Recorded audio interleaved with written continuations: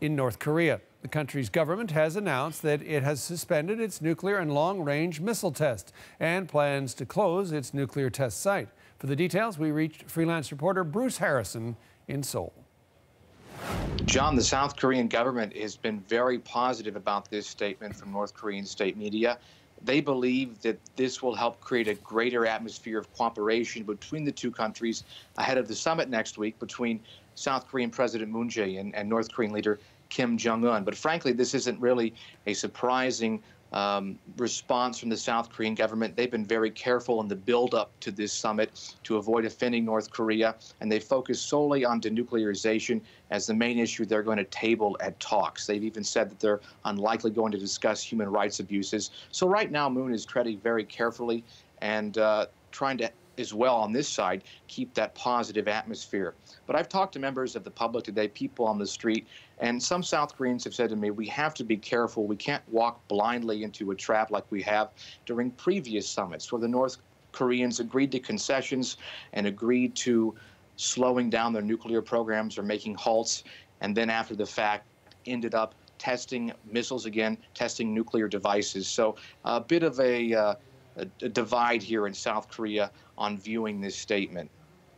Yeah, certainly a degree of skepticism, I guess, to be expected under the circumstances. But before that potential Kim-Trump get-together, there was, of course, and set to go ahead, the meeting next week between North and South Korea. So what impact could this latest news have on that meeting? Well, John, the fact is North Korea hasn't tested any missiles or nuclear weapons yet this year. So the reality is they've already slowed down quite a bit. So we have to say, how much weight does a statement like this carry?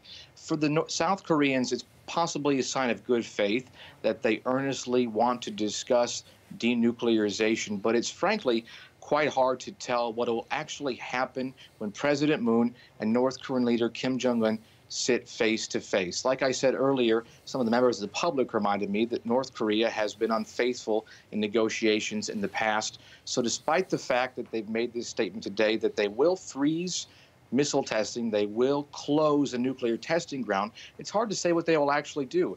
And I've heard from some members of the academic circles here today, as well as other North Korea watchers, and they said, how do we actually verify that North Korea is going to shut down these testing grounds? At the same time, in the same statement from North Korea, Kim Jong-un said that he has stopped testing nuclear weapons because, well, he's achieved his aim.